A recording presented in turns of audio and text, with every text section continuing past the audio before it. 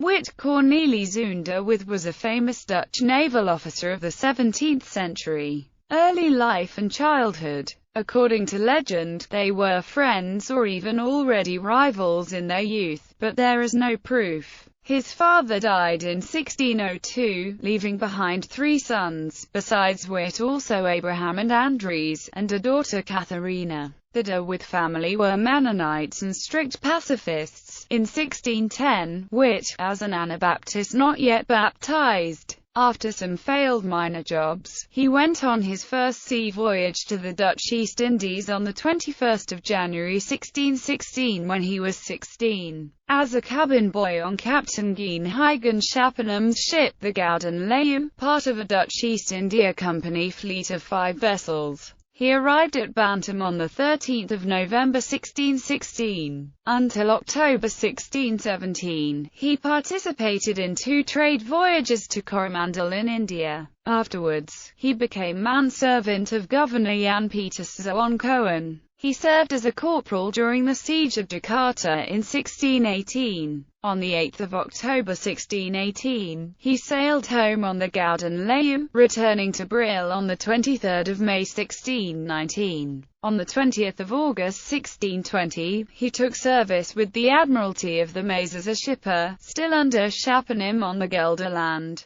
From December 1620, the Gelderland participated in an expedition by Admiral Willem Holtein de Zoet against the Barbary corsairs, returning in August 1621. In spring 1622, de With was appointed lieutenant on Schappenham's vessel. When the latter became ill, de With functioned as commander, acting captain, of the Gelderland during convoy duty in the Baltic. When Schappenham recovered, de With served for a short period on the Maurits to protect the herring fleet. In July 1622, de With became flag captain of Delft of now Vice Admiral Schappenham, who, from 29 April 1623, carried out the spectacular raid organized by the Admiralty of Amsterdam, sending the so-called Nassau fleet against the Spanish possessions on the west coast of America. This fleet rounded Cape Horn in March 1624. On his first voyage as a captain, de With already showed he was the strict disciplinarian of later legend. On 13 April, 6 of his men deserted his ship, and the constant beatings and floggings to flee to the uninhabited island of Juan Fernandez. Until October, the fleet attacked Spanish shipping and settlements. During one of the actions, de With was wounded by a musket bullet. Then, it crossed the Pacific, sailing via the Mariana Islands to the Indies,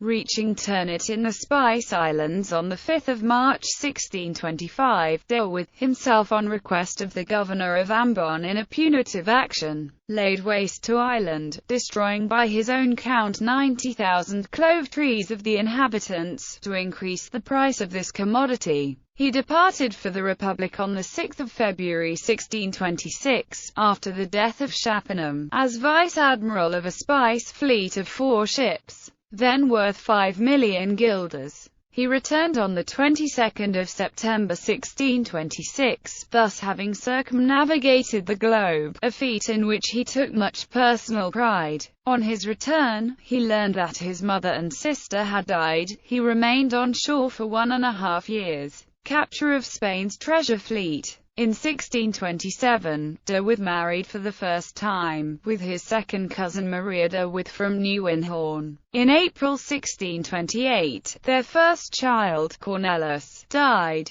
The same year, de With, entering the service of the week, became flag captain on the Amsterdam to Admiral Piet Hein during an expedition from the 20th of May to capture the Spanish treasure fleet. In September, this attack was successful near Cuba. On 10 January 1629, the fleet returned to the Republic. Out of the bounty of 11 million guilders, de With was granted about 500 guilders, with which he was very dissatisfied, as he imputed to himself a crucial role in the capture by taking a bark in August, the crew of which provided essential information regarding the whereabouts of the treasure fleet. In 1629, the 5 Dutch admiralties refused to allow Hein, effectively their new supreme commander, to enlarge his staff with a special tactical operational officer, for which function Heine had De With in mind. De With now hoped to be appointed flag captain on the Vliegende Graindrake, but Martin Tromp was chosen instead.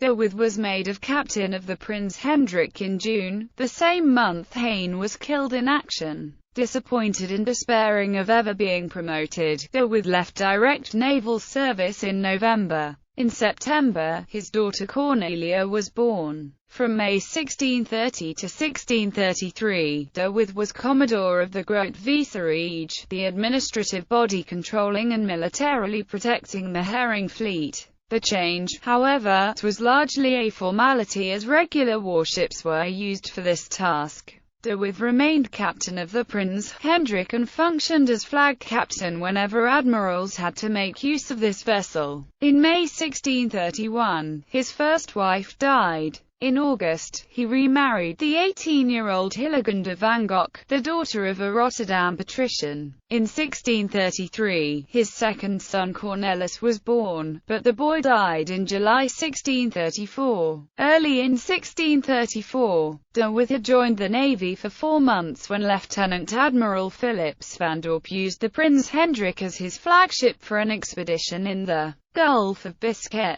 During the voyage it became clear that Vice Admiral Jasper Liefhebber resented the domineering attitude of De With. Tensions between the two men became unbearable, and De With left his ship and thus the navy in the middle of the campaign. From October 1635 to October 1636, he was Schepen in Brill. In 1636 also, his fourth child was born, Maria. In October 1637, he was appointed deacon in Brill. De With now mainly lived from rent on the land inherited from his parents, supplemented by a share in a river fishing vessel. Battle of the Downs. Not only De With but also Tromp had left the navy after a conflict with Van Dorp. The fact that the two most talented Dutch navy officers had been sidetracked was caused by an attempt by Stadtholder Frederick Henry to centralize the cumbersome Dutch naval administration with its 5 admiralties.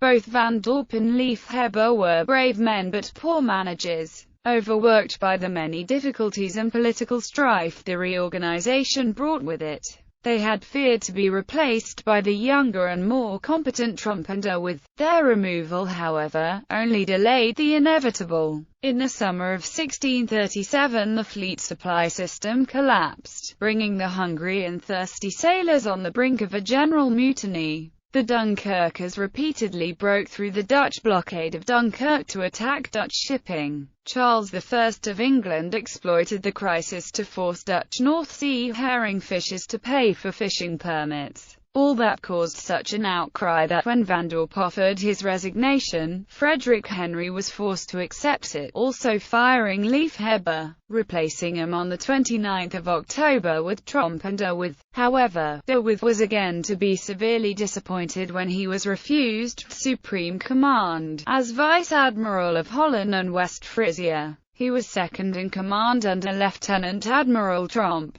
In the 80 Years' War against the Spanish, De With fought at the Battle of the Downs. De With became very jealous of Tromp's popularity after his destruction of the Spanish fleet in the Downs. In the same battle, he made an enemy of Zeelandic Vice Admiral Johan Evertsen and accused him of cowardice and avarice. Courtmartial. In 1640, De With was brought to trial when, his fleet having been dispersed by a storm, he had returned to Hellevoetsluis alone. The court-martial was presided by Martin Tromp, and though he was acquitted, De With had the compulsive notion that Tromp had tried to influence witnesses against him. Both in 1644 and 1645, De With, along with an enormous convoy of merchantmen, forced the Sound against the Danes, who had tried to impose higher toll rates. In 1647, De With was sent with a poorly equipped fleet to assist the Dutch colony of Brazil from attack by the Portuguese. He refused to cooperate with the Council of Brazil, and after many months of conflict during which his fleet deteriorated through lack of supplies, He returned against orders with the 2 remaining seaworthy ships to the Netherlands in November 1649. On his return, he went to the States General to complain about the policy of the colony of Brazil, but was himself arrested, charged of insubordination and desertion on 259 points and nearly condemned to decapitation. He was saved only by the intervention of the States of Holland, which pointed out their exclusive right to condemn admirals to death. In February 1651, he was acquitted of most charges, the punishment being reduced to a loss of wages for the period involved. In September 1651, de With was again on convoy duty. The First Anglo-Dutch War. In the First Anglo-Dutch War against the Commonwealth of England, when Lieutenant Admiral Martin Tromp in the autumn of 1652 fell in disgrace with the States General, de With commanded the Dutch fleet at the Battle of the Kentish Knock but failed in his mission. Morally broken, he remained ill at home for many months, while Tromp replaced him for the Battle of Dungeness and the Battle of Portland. On 8 May Tromp officially became Supreme Commander again, and de With fought as sub-commander under Tromp in the subsequent actions, the Battle of the Gabbard and the final Battle of Scheveningen, in which Tromp died. De With was temporary commander between the 14th of August and the 22nd of September, but was denied permanent command of the Dutch fleet because of his difficult personality in favor of Lieutenant Admiral Jacob van Wassenaer-Oegem. Between 1654 and 1656 he was inactive, only sailing again for the relief of Danzig. Death in the Battle of the Sound. He fell in November 1658 in the Battle of the Sound, during the Northern Wars, commanding the vanguard of the Dutch fleet relieving Copenhagen from the Swedish. When his ship Brederode was grounded and surrounded by the enemy at Øresund, he was first shot through the left thigh by a musket ball and hours later through the breast. When Swedish soldiers boarded the ship, he refused to surrender his sword, wrestling with 2 of them on his knees and exclaiming, "I have faithfully wielded this sword so many years for Holland, so I won't give it up now to some common soldiers." He collapsed, was brought to his cabin to recover, insisted on walking by himself over the gangplank to the Swedish ship, collapsed again and died. His body was balmed on orders of Charles X of Sweden and displayed as a war trophy in the town hall of Elsinore by the Swedes, who, in January 1659, delivered his body to the Danish court in Copenhagen. After the Danes had paid their homage,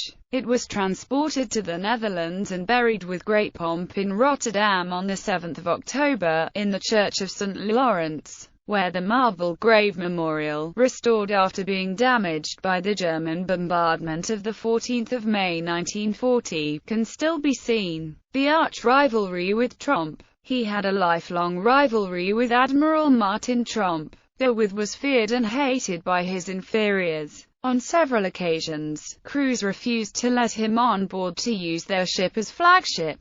He was shunned by his equals and always full of insubordination against his superiors. He was also seen as courageous, competent and an excellent sailor. He was embittered by the neglect of the fleet between 1639 and 1650. Pamphleteer. One of the more remarkable aspects of de With's personality was his being a notorious pamphleteer, publishing many booklets, anonymously or under the name of friends, in which he sometimes praised but more often ridiculed or even insulted his fellow officers. Tromp was a favorite subject for all 3 categories.